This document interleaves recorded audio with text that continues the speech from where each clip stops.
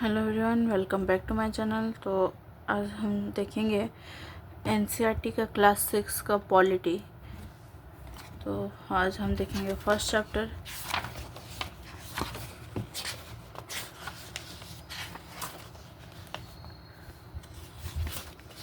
जो कि है यूनिट 1 का डाइवर्सिटी का चैप्टर 1 अंडरस्टैंडिंग डाइवर्सिटी। तो शुरू करते हैं हमारा आज का chapter. Look around you in the classroom. Do you see anyone who looks exactly like you do? In this chapter, you will learn that people are different from each other in many ways. Not only do they look different, but they might also belong to different regional, cultural, or religious backgrounds. These differences enrich our lives in many ways and also make them more fun. All these different people who come from all kinds of backgrounds and belong to all kinds of religions and cultures help to make India so interesting and so diverse. What does diversity add to our lives? How did India become like this? Are all kinds of difference a part of diversity? Can diversity also be a part of unity? Read this chapter to find some answers. Three children around your age have drawn the figures above. Use the empty box to draw your human figure. Is your drawing similar to any of the others? The chances are that your drawing is quite different from the other three, which you can see are quite different from each other. This is because each one of us has a unique drawing style. We not only don't look exactly like each other but also differ in terms of language we speak, our cultural backgrounds, the religious rituals and we observe, and of course the way we draw.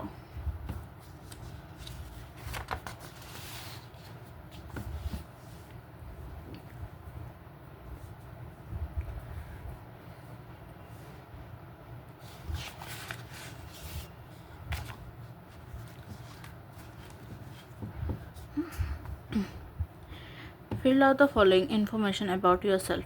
When I go out, I like wearing. At home, I speak in. My favorite sport in. I like reading books about.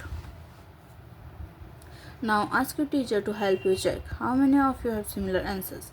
Is there anyone whose list matches yours exactly? Probably not, but many of you may have similar answers.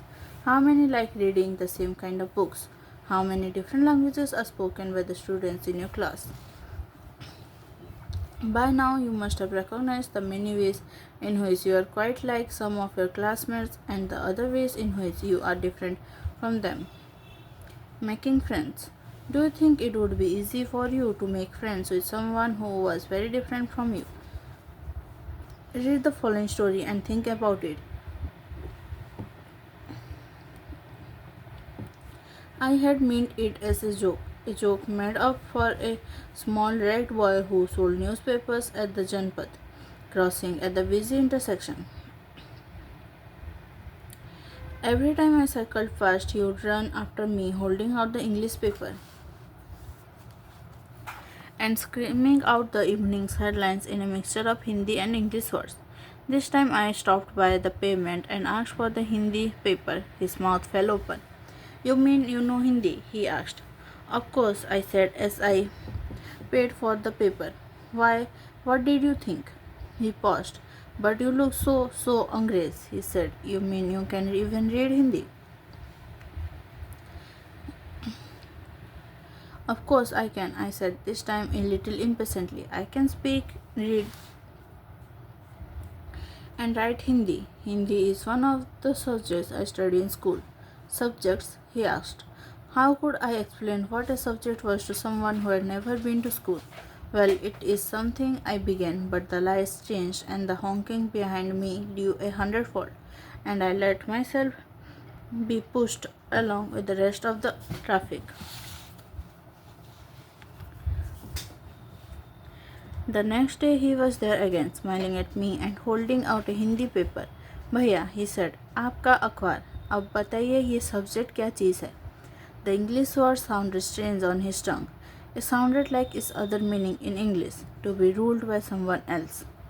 Oh, it's just something to study, I said, and then, because the red light had come on, I asked him, have you ever been to school? Never, he answered. And he added proudly, I began working when I was so high. He measured himself against my cycle seat. First, my mother used to come with me, but I can do it all alone. Where is your mother now? I asked, but then the lights changed and I was up. I heard him yell from somewhere behind me. She is in Meerut with the rest was drowned out. My name is Samir, he said the next day, and very shyly he asked what's yours. It was incredible. My bicycle wobbled. My name is Samir too, I said. What? His eyes lit up. Yes, I grinned at him. It's another name for Hanuman's father, you know.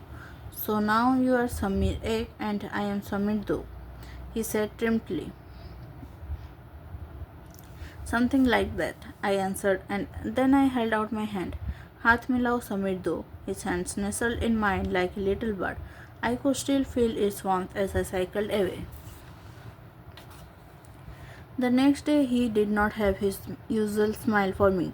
There is a trouble in Meerut, he said. Many people are being killed there in the riots. I looked at the headlines. Communal riots. It blazed. But Samir, I began.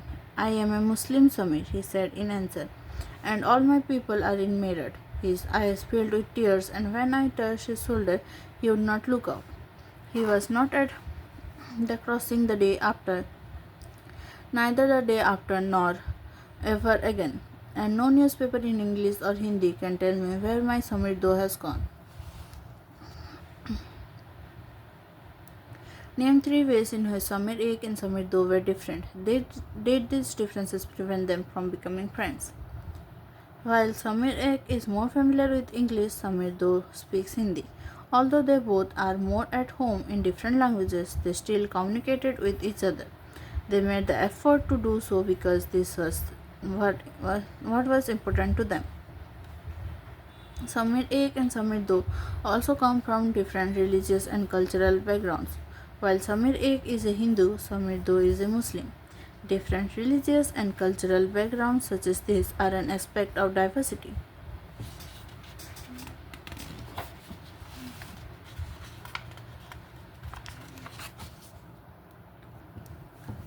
Make a list of the festivals that might have been celebrated by the two boys, Samir Ek, Samir Do. Can you think of a situation in which you made friends with someone who was very different from you? Write a story that describes this. In addition to their diverse religious and cultural backgrounds, there are other ways in which Samir Ek and Samir Do are different from each other. For example, while Samir Ek goes to school, Samir Do sells newspaper. Samir Do did not have the opportunity to attend school. Perhaps you have noticed that there are several people in the area where you live who are poor and who don't have enough to eat or wear, and sometimes not even a place to live. This difference is not the same as the one we have seen. This difference is not the same as the one we have seen earlier. Here we are talking not of difference but of inequality. Inequality comes about when a person does not have the resources and opportunities that are available to other persons. The caste system is another example of inequality. According to this, society was divided into different groups depending upon the work that people did, and they were supposed to remain in those groups. So if your parents were potters, you could only become a potter, nothing else. This system was considered irreversible, and because you were not supposed to change your profession, it was not considered necessary for you to know anything more than what you needed in your profession. This created a situation of inequality. You will read more about this and other inequalities in the following chapters. What does diversity add to our lives? Just as Samir Ek and Samir Do became friends, you might have friends who are very different from you. You have probably eaten different kinds of foods in their homes, celebrated different festivals with them, tried out the clothes they wear, and learned some of their languages as well. Make a list of the food that you have eaten from different parts of India. Make a list of the languages besides your mother tongue that you can speak at least 1 or 2 words of. You probably like reading and hearing stories and adventures about different animals, people, and even ghosts. Perhaps you even enjoy making up stories yourself. Many young people feel happy when they read a good story because it gives them lots of ideas to make up more stories. People who write stories get their ideas from all sorts of different places, from books and real life and from their imagination. Some may have lived in forests close to animals and chosen to write of their fights and friendships. Others read real accounts of kings and queens and wrote stories about love and honor. Some dipped into their own childhood memories of school and friends and wrote stories of adventure. Imagine if all the storytellers and writers that you have heard and read so far were forced to live in a place where all people wore the same two colors, red and white, ate the same food, maybe potatoes, took care of the same two animals, for example the deer and the cat, and to entertain themselves played snakes and ladders. What kind of stories do you think they would write? Imagine that you are a writer or an artist who lives in the place described above. Either write a story or draw a picture of your life here. Do you think you would enjoy living in a place like this? List 5 different things that you would miss the most if you lived here. Diversity in India. India is a country of many diversities. We speak different languages, have various types of food, celebrate different festivals, practice different religions. But actually, if you think about it, we do many things that are similar except that we do them in different ways. How do we explain diversity? A little more than 200 years ago, or long before the train, aeroplane, bus, or car became a part of our lives, people traveled from one part of the world to another in ships, or on horses, on camels, or on foot.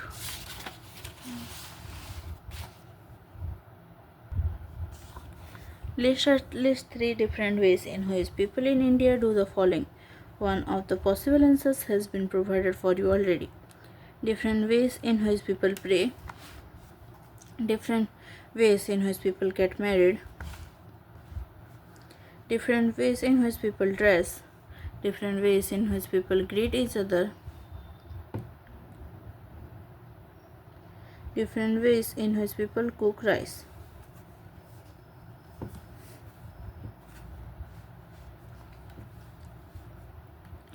Often they went in search of new lands or new places to settle in or for people to trade with, and because it took so long to travel, once they got to a place, people stayed there often for a long time.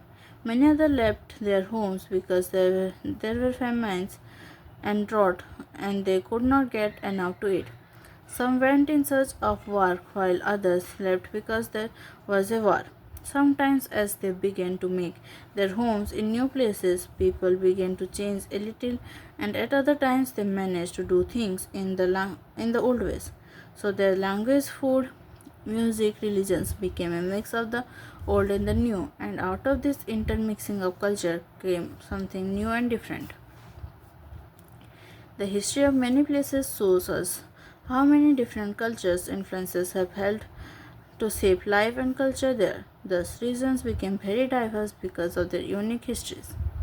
Similarly, diversity also comes about when people adapt their lives to the geographical area in which they live. For example, living near the sea is quite different from living in a mountainous area.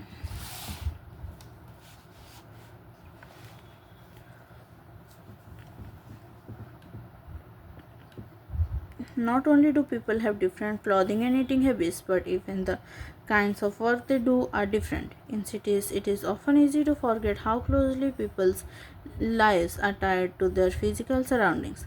This is because in the city, people seldom grow their own vegetables and grains. Instead, they depend on the market to buy all the food and other goods that they need. Let us try to understand what we mean when we say that historical and geographical factors influence the diversity of a region.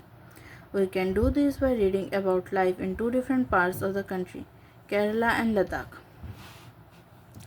Look at the map of India in an atlas and look at Kerala and Ladakh. Can you list three ways in which the different geographical location of these two regions would influence the following? The food people eat, the clothes they wear, the work they do. Ladakh is a desert in the mountains in the eastern part of Jammu and Kashmir. Very little agriculture is possible here since this region does not receive any rain and is covered in snow for a large part of the year. There are very few trees that can grow in the region. For drinking water, people depend on the melting snow during the summer months. People here keep sheep and goats. The goats in this region are special because they produce pashmina wool. This wool is prized and pashmina shawls cost a lot of money. The people in Ladakh carefully collect the wool of the goats and sell this to the traders from Kashmir. Pashmina shawls are cheaply woven in Kashmir. The people eat meat and milk products like cheese and butter. Each family owns some goats, cows, and yak cows. Being a desert did not mean that Ladakh did not attract a share of traders. It was considered a good trade route as it had many passes through which caravans traveled to what is today called Tibet. These caravans carried textiles and spices, raw silk, and carpets.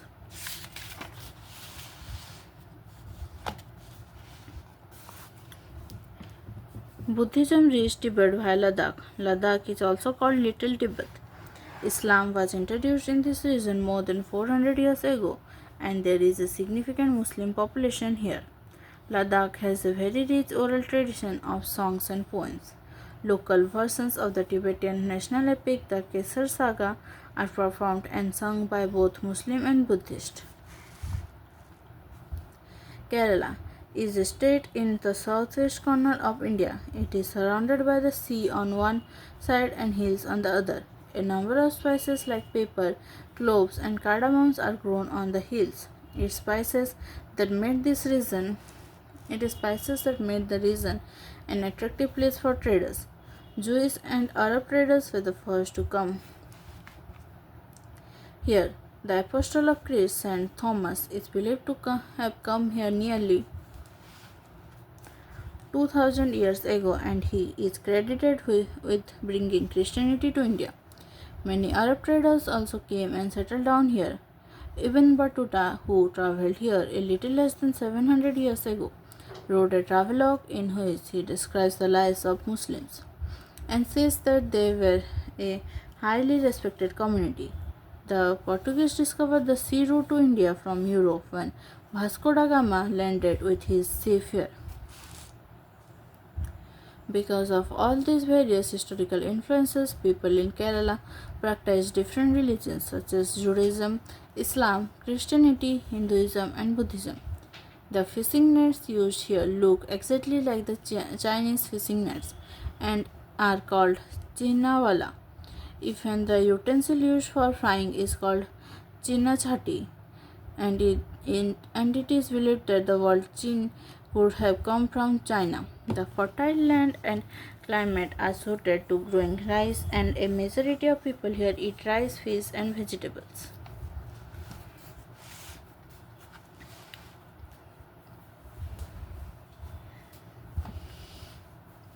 While Kerala and Ladakh are quite different in terms of their geographical features, the history of both regions has seen similar cultural influences. Both regions were influenced by Chinese and Arab traders. It was the geography of Kerala which allowed for the cultivation of spices, and the special geographical location of Ladakh and its wool that drew traders to these regions.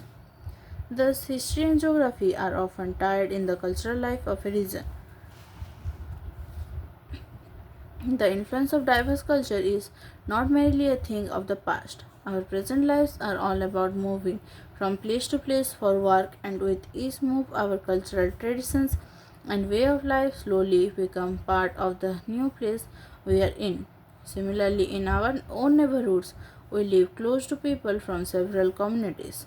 Our daily lives are about the ways in which we do things together and hear stories about each other's lives, customs, and traditions. Unity in diversity. India's diversity have always been recognized as a source of strength. When the British ruled India, women and men from different cultural, religious, and regional backgrounds came together to oppose them. India's freedom movement had thousands of people of different backgrounds in it. They worked together to decide joint actions, they went to jail together, and they found different ways to oppose the British. Interestingly, the British thought they could divide Indians because they were so different and then continue to rule them. But the people showed how they could be different and yet be united in their battle against the British. Don't forget the days of blood, O friend. In the midst of your happiness, remember to shed a tear for us. The hunter has thrown away every single flower. Do plant a flower in the desert garden, dear friend. Having fallen to bullets, we slept in Jallianwala Bagh. Do light a lamp on this lonely grave, O friend. The blood of Hindus and Muslims flows together today. Do soak your robe in this river of blood, dear friend. Some rot in jails while others lie in their graves. Do shed a few tears for them, O friend. India's People's Theatre Association.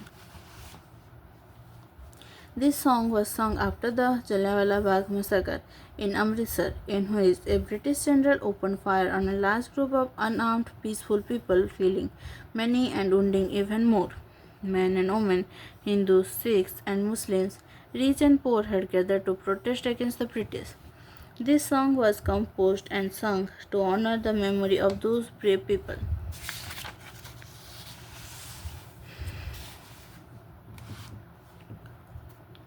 Songs and symbols that emerged during the freedom struggle serve as a constant reminder of our country's rich tradition of respect for diversity.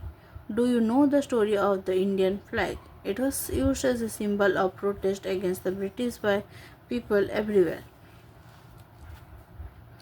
In his book, The Discovery of India, Jawaharlal Nehru says that Indian unity is not something imposed from the outside, but rather it was something deeper and within its fold. The widest tolerance of belief and custom was practiced, and every variety acknowledged and even encouraged. It was Nehru who coined the phrase unity in diversity to describe the country. India's national anthem, composed by Rabindranath Tagore, is another expression of the unity of India. In what way does the national anthem describe this unity? तो यह है इस chapter का exercise और इसी के साथ हमारा फर्स्ट चैप्टर कंप्लीट हो गया है.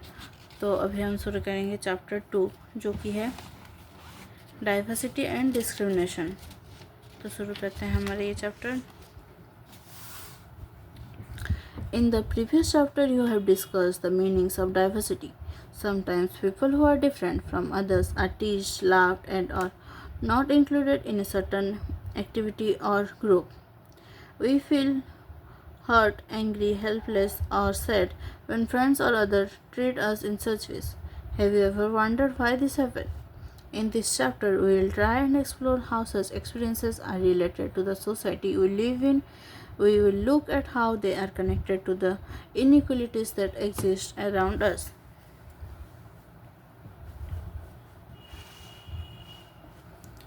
Difference and prejudice. There are many things that make us what we are: how we live, the languages we speak, what we eat, where, the games we play, and the things we celebrate. All of these are influenced both by the geography and history of the place where we live. You will get an idea of how diverse India is if you look even briefly at the following statement. There are 8 major religions in the world. Every single one of them is practiced in India. We have more than 1600 languages that are people's mother tongues, and there are more than 100 dance forms. Yet, this diversity is not always celebrated. This is because we feel safe and secure with people who look, talk, dress, and think like us. Sometimes, when we meet people who are different from us, we may find them strange and unfamiliar. At times, we may not understand or know the reasons why they are different from us. People also form certain attitudes and opinions about others who are not like them.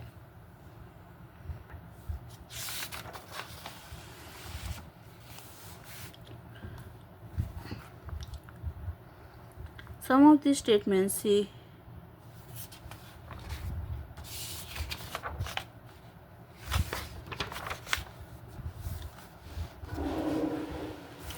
prejudice. Look at the statement below that you believe to be true about rural and urban life in India. Tick mark those that you agree with. Do you have a prejudice against rural or urban people? Find out if this is shared by others and discuss the reasons why people have these prejudices. Can you list some of the prejudices that you have noticed around you? How do they affect the ways in which people treat each other? On rural people, more than 50% of all Indians live in villages. People in villages do not like to use modern technology. In peak harvesting and plantation seasons, families spend 12 to 14 hours working in the fields. Villagers are forced to migrate to cities in search of work. On urban people, life in the city is easy. People here are spoiled and lazy. In cities, families spend very little time with each other. People in city only care about money, not about people. Living in a city is expensive. A large part of people's earning is spent on rent and transport. Some of these statements see villagers as ignorant and see people in cities as money-minded and lazy. When our opinions about certain people are always negative, seeing them as lazy, stingy as some of these statements, then these become prejudices that we carry about them. Prejudice means to judge other people negatively or see them as inferior. When we think that only one particular way is the best and right way to do things, we often end up not respecting others who may prefer to do things respectively, things differently. For example, if we think English is the best language and other languages are not important, we are judging these other languages negatively. As a result, we might not respect people who speak languages other than English. We can be prejudiced about many things: people's religious beliefs, the color of their skin, the region they come from, the accent they speak in, the clothes they wear, etc. Often our prejudices about others are so strong that we don't want to form friendships with them. At times, we may even act in ways that hurt them.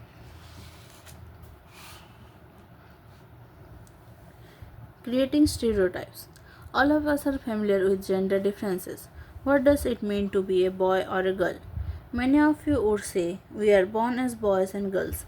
It is a given. What is there to think about? Let's see if this is the case. Arrange the statements given below in these two sections according to what you think is appropriate for the section. They are well behaved, they are soft spoken and gentle, they are physically strong, they are naughty, they are good at dance and painting, they don't cry, they are rowdy, they are good at sport, they are good at cooking, they are emotional.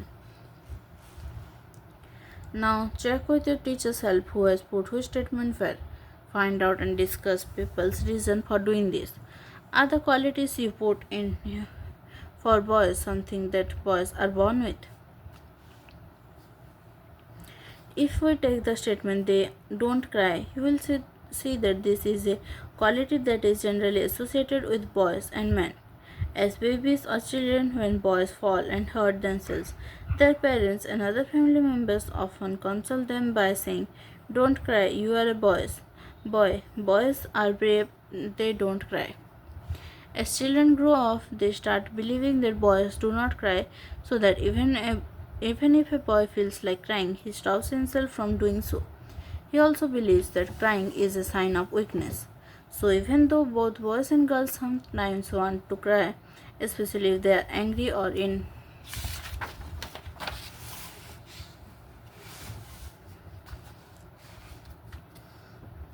pain, as they grow older, boys learn to teach themselves not to cry. If a grown boy cries, then he feels that others will either tease him or laugh at him, and so he stops himself from doing so in front of others. This is the way boys are, and this is how girls are. These are statements we hear constantly and accept without even thinking, and we start believing that each one of us must behave accordingly. We fit all boys and all girls into an image that society creates around us.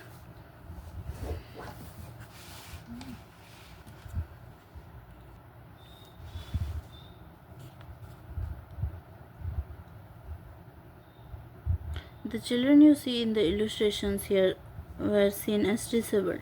This term has been changed, and how now the term used is children with special needs. Common stereotypes about them are given in large letters. Their own feelings and thoughts too are given.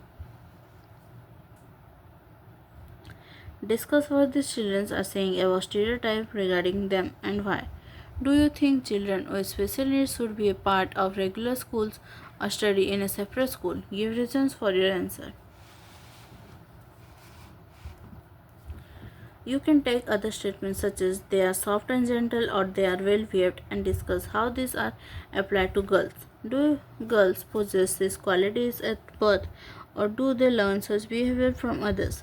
What do you think about girls who are not soft and gentle and those who are naughty? When we fix people into one image, we create a stereotype. When people say that those who belong to a particular country, religion, sex, race, or economic background are stingy, lazy, criminal, or dumb, they are using stereotypes. There are stingy and generous people everywhere in every country, in every religion, and in every group, whether rich or poor, male or female. And just because some people are like that, it is not fair to think that everyone will be the same. Stereotypes stop us from looking at each person as a unique individual with his or her own special qualities and skills that are different from others. They fit large numbers of peoples into only one pattern or type. Stereotypes affect all of us as they prevent us from doing certain things that we might otherwise be good at. Inequality and discrimination. Discrimination happens when people act on their prejudices or stereotypes. If you do something to put other people down, if you stop them from taking part in certain activities and taking up jobs, or stop them from living in certain neighborhoods, prevent them from taking water from the same well or hand pump, or not allow them to drink tea in the same cups or glasses as others, you are discriminating against them. Discrimination can take place because of several reasons. You probably recall from the previous chapter that Samir Ek and Samir Do were different from each other in many ways. For example, they belong to different religions. This is an aspect of diversity. However, this diversity can also be a source of discrimination.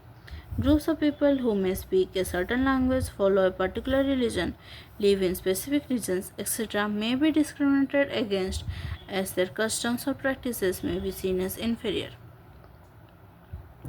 Another difference between the two Samirs was in their economic backgrounds. Samir though was poor. This difference, as you have read earlier, is not form of diversity but of inequality. People who are poor do not have the resources or the money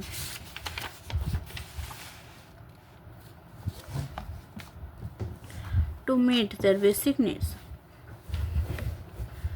of food, clothing, and shelter.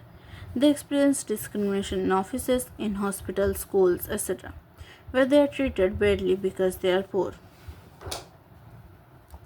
Some people may experience both kinds of discrimination. They are poor and they belong to groups whose culture is not valued. Tribals, some religious groups, and even particular regions are discriminated against for one or more of these reasons. In the following section, we will look at how a famous Indian was discriminated against. This will help us understand the ways in which caste was used to discriminate against large numbers of people.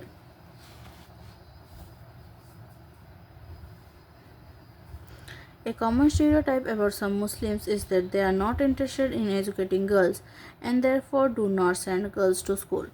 However, Studies have now shown that poverty amongst Muslims is an important reason why Muslim girls do not attend schools or drop out from school after a few years. Wherever effort has been made to reach education to the poor, there the Muslim community has shown an interest in sending their girls to school. For example, in the state of Kerala, the distance between the school and the home is not much. There is a good government bus service that helps teachers reach schools in rural areas, and over 60% of the teachers are women. These factors have helped children from poorer families, including Muslim girls, attend schools in much larger numbers. In other states where such efforts have not been made, children from poorer families, whether Muslim, tribal, or so called lower caste, find it difficult to attend school. Therefore, poverty, not religion, is the cause for non attendance of Muslim girls in school. On being discriminated against. People are engaged in different kinds of work like teaching, carpentry, pottery, weaving, fishing, farming, etc. to earn a livelihood. However, certain kinds of work are valued more than others. Activities like cleaning, washing, cutting hair, picking garbage are seen as tasks that are of less value, and people who do this work are seen as dirty or impure. This belief is an important aspect of the caste system. In the caste system, communities, groups of people were placed in a sort of ladder where each caste was either above or below the other. Those who placed themselves at the top of this ladder called themselves upper caste and saw themselves as superior. The groups who were placed at the bottom of the ladder were seen as unworthy and called untouchables. Dalit is a term that people belonging to so-called lower caste use to address themselves. Therefore, they prefer this word to untouchable. Dalit means those who have been broken.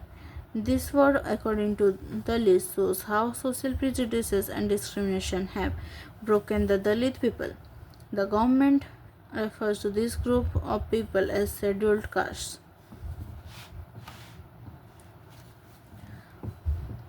Caste rules were set which did not allow the so-called untouchables to take on work other than what they were meant to do. For example, some groups were forced to pick garbage and remove dead animals from the village, but they were not allowed to enter the homes of the upper caste or take water from the village well, or even enter temples.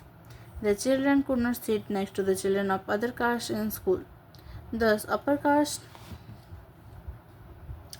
acted in ways which did not give the so-called untouchables the same rights as they enjoyed. Dr. Bhimrao Ambedkar, one of the greatest leaders of India, shares his first experience of caste-based discrimination, which took place in 1901 when he was just 9 years old. He had gone with his brothers and cousins to meet his father in Koregaon, which is now in Maharashtra. Long did we wait, but no one turned up. An hour elapsed and the station master came to inquire. He asked us for our tickets. We showed them to him. He asked us why we tarried. We told him that we were bound for Koregaon and that we were waiting for father or his servant to come, but that neither had turned up and that we did not know how to reach Koregaon. We were well-dressed children. From our dress or talk, no one could make out that we were children of the untouchables. Indeed, the station master was quite sure we were Brahmin children and was extremely touched at the plight in which he found us. As is usual among the Hindus, the station master asked us who we were. With a moment's thought, I blurted out that we were Mahars. Mahar is one of the communities which were treated as untouchables in the Bombay Presidency. He was stunned. His face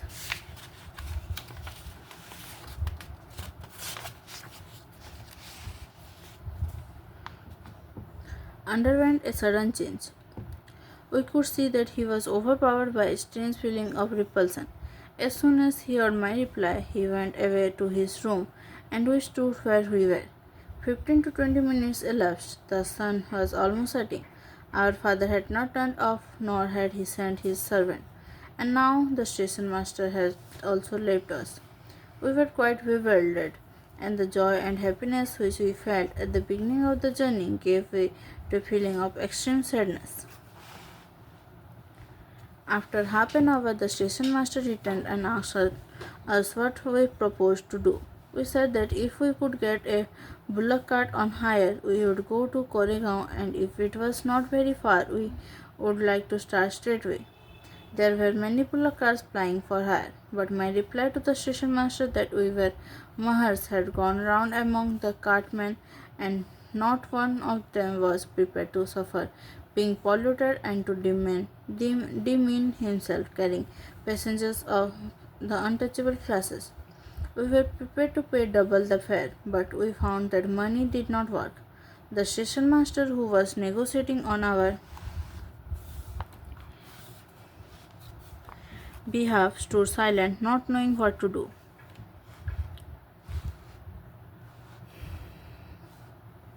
Dr. Bhimrao Ambedkar is considered the father of the Indian Constitution and is also the best known leader of the Dalits.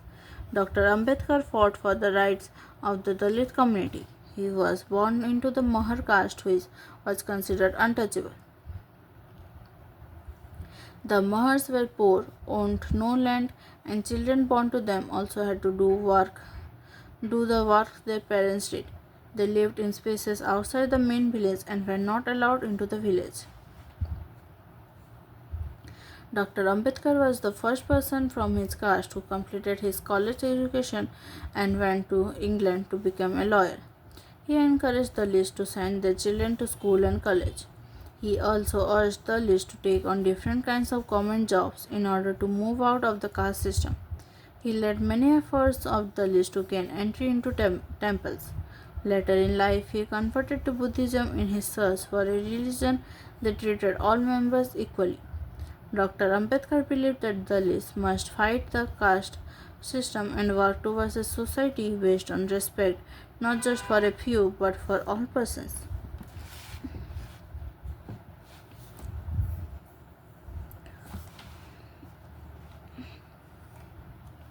Imagine how difficult it would be if people could not move easily from one place to the other.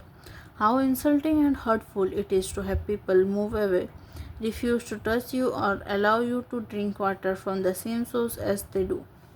This small incident shows how a simple task of going from one place to another in a cart was not available to the children. Even though they could pay the money, all the cartmen at the station refused to take the children. They acted in a discriminatory manner. So clearly, as the story shows us, caste-based discrimination is not only limited to preventing Dalits from undertaking certain economic activities, but it also denies them the respect and dignity given to others.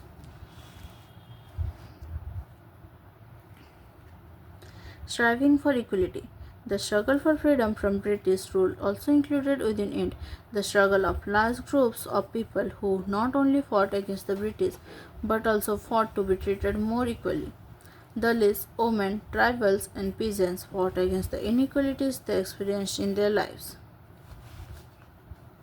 As pointed out earlier, many Dalits organized themselves to gain entry into temples. Women demanded that they should have as much a right to education as men did.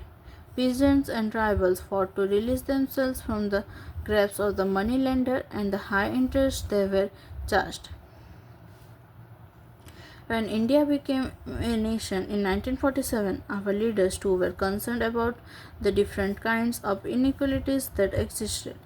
Those who wrote the Constitution of India, a document that laid out the rules by which the nation would function, were aware of the ways in which